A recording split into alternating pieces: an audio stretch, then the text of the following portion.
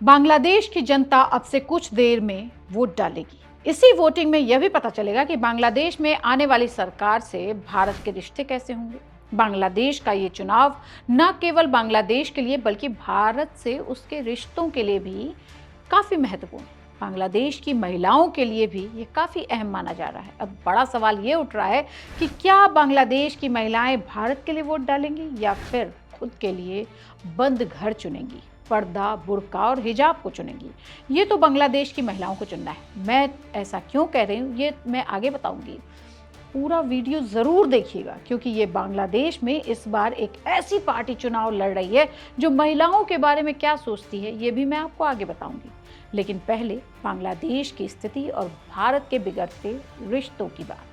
बांग्लादेश की हवा भारत को लेकर लगातार बदल रही है। भारत के खिलाफ बयानबाजी हो रही है, हिंदू मारे जा रहे हैं। बांग्लादेश के छात्र नेता और नेशनल सिटीजन पार्टी के कन्वीनर नाहिद इस्लाम ने कहा है कि भारत को बांग्लादेश को आवामी लीग के चश्मे से नहीं देखना चाहिए।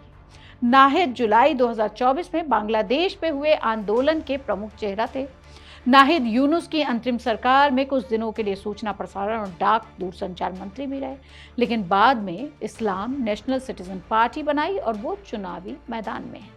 नाहिद ने कहा है कि भारत हमेशा बांग्लादेश पर हावी होने की कोशिश करता रहा है और भारत ने अवामी लीग की मदद की और फांसीवाद स्थापित किया।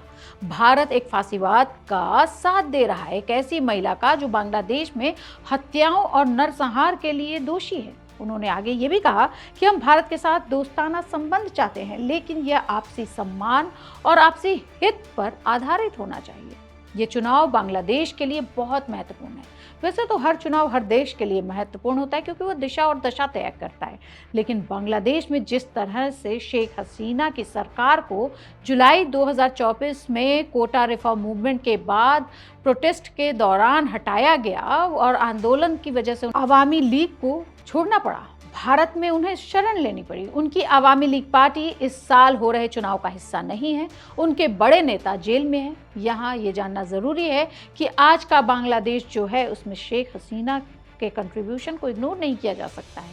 शेख हसीना बांग्लादेश की सबसे अधिक समय तक प्रधानमंत्री रहने का रिकॉर्ड बनाया है। यही नहीं, दुनिया में भी सबसे अधिक समय तक महिला हेड किसी देश की रहने का रिकॉर्ड भी शेख हसीना के सर माथे पर है। 1996 से 2001 और 2009 से 2024 तक वो देश की पीएम रही, क्योंकि पिछले 30 साल से जिस देश का प्रतिनिधित्व दो महिलाओं के हाथों में रहा है उस देश में एक ऐसी पार्टी भी चुनाव लड़ रही है जो देश में तालिबानियों जैसा शासन चाहती है। तो अब यहाँ दो बड़ी संभावनाएं दिखाई दे रही हैं। महिला वोटर्स जो गेम चेंजर होंगी, तो अपने ही खिलाफ वोट डालेंगी या फिर पूरे बांग्लादेश का पूरा गेम चेंज कर देंगी। पार्टी चुनेंगी जिसका प्रतिनिधित्व महिला के हाथों में पहले भी रहा है। ये मैं क्यों कह रही हूँ, तो इसका बड़ा कारण है बांग्लादेश की जमाते इस्लामी पार्टी। अवामी लीग ने इस पार्टी की सोच को देखते हुए इस पार्टी को पर रोक लगा रखी, लेकिन अब यह पार्टी बांग्लादेश की प्रमुख पार्टियों में से एक है और बीएनपी के खिलाफ जमात इस्लामी के साथ मुख्य दावेदार है।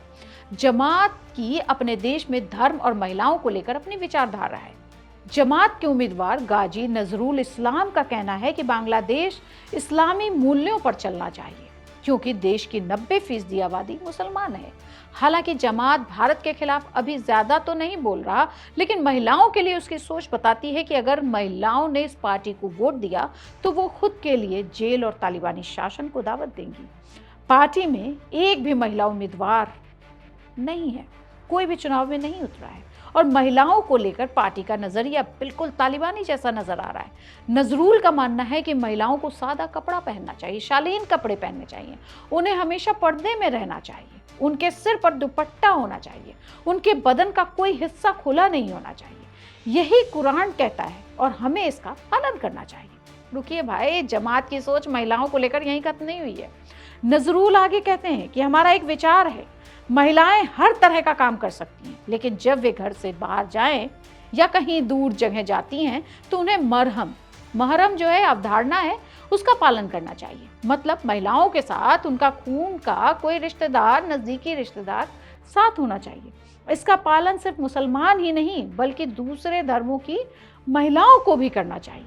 आज के वक्त में महिलाओं का अकेले बाहर आना जाना अच्छा नहीं है, नजरुल जी कहते हैं। तो फिर ये वहाँ की महिलाओं को सोचना है कि वो प्रगतिशील होना चाहती हैं या फिर तालिबानी शासन। जब ऐसी सोच हो तो अब आप सोच सकते हैं कि बांग्लादेश का भविष्य कहाँ जाता है। बिल्कुल तालिबानी सोच के साथ जमात इस्लामी आगे बढ़ रही है। तो ये महिलाओं को सोचना है, ये सवाल महिलाओं के लिए, बांग्लादेश की महिलाओं के लिए, जिसने दो अपने शेख हसीना और खालिदा जिया को देखा है, बहुत सारी नेताओं को, महिला नेताओं को देखा है। वो किसको चुनेंगी, ये उन्हें सोचना है, ये सवाल उनके ऊपर है। आप कमेंट बॉक्स में ज़रूर हमें बताइएगा आप क्या सोचते हैं इस जमात इस्लामी के बारे में, जिनकी इतनी बातें मैंने आपको बताई। और देखते रहिए India.com।